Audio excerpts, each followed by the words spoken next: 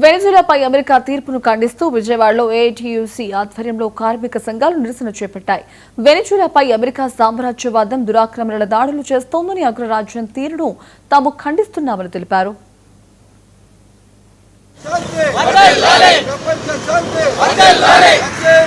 ఈ రోజు అమెరికన్ సామ్రాజ్యవాదము మరి ప్రపంచంలో అల్లకల్లోలమైన పరిస్థితి ఏర్పరుస్తా ఉంది.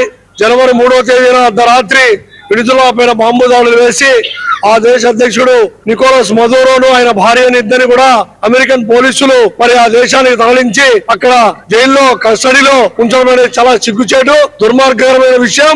కాబట్టి దీన్ని ప్రపంచ దేశాలన్నీ కూడా ముక్త ఘట్టంలో తీవ్రంగా వ్యతిరేకిస్తున్నాము. ఈ రోజు ఇక్కడ కూడా అన్ని కేంద్ర కార్మిక సంఘాలు అన్ని ప్రజా సంఘాలు కూడా ఈ చర్యను అమెరికా సామ్రాజ్యవాద చర్యను తీవ్రంగా వ్యతిరేకిస్తూ ఖండిస్తూ ఈ కార్యక్రమం నిర్వహిస్తున్నాము. ఈ రోజు ప్రపంచ దేశాలన్నీ కూడా మరి అమెరికా యొక్క దుర్మార్గ వైఖరిని ఆ యొక్క చర్యలను ఖండిస్తా ఉంటే మన దేశంలో ఉన్నటువంటి ప్రధానమంత్రి మోడీ గారు ఒక్క మాట కూడా మాట్లాడకపోవడం చాలా సిగ్గుచేటు.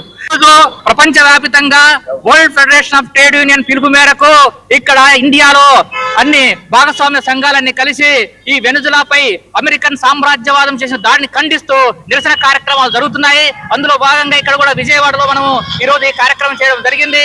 మా కార్మిక సంఘాలన్నీ కూడా ఈరోజు వెనిజులా అధ్యక్షుడు మదురోను ఆయన భార్యను వెంటనే విడుదల చేయాలని కూడా మేము డిమాండ్ చేస్తున్నాం. ఈ రోజు అమెరికన్ సామ్రాజ్యవాదము వెనిజులాలో అక్కడ ఆయిల్ రిచ్ ను తమ గుప్పెట్లో పెట్టుకోవాలన్నటువంటి ఉద్దేశంతో ఆ దేశం పైన దాడి చేసింది. అదేవిధంగా మిగతా అన్ని దేశాల్లో కూడా ఆ విధంగా ఖనిజ వనరులను వాళ్ళకు వ్యతిరేకమైనటువంటి అన్ని దేశాలను తమ గుప్పెట్లో పెట్టుకొని తాను సామ్రాజ్యవాద పెత్తనం చేస్తుంది. కాబట్టి ప్రపంచ కార్మిక వర్గం దీన్ని చూస్తూ ఊరుకోదు. ప్రపంచంలో అన్ని దేశాల్లో కూడా శ్రమజీవులందరూ కూడా ఇదే విధంగా పెద్ద ఎత్తున నిరసన తెలుపుతున్నారు. కాబట్టి వెంటనే మేము ప్రభుత్వాన్ని డిమాండ్ చేస్తున్నాం. అదేవిధంగా మోడీ ప్రభుత్వాన్ని కూడా తన యొక్క వైఖరి మార్చుకొని అమెరికా పైన ఒత్తిడి తీసుకొచ్చి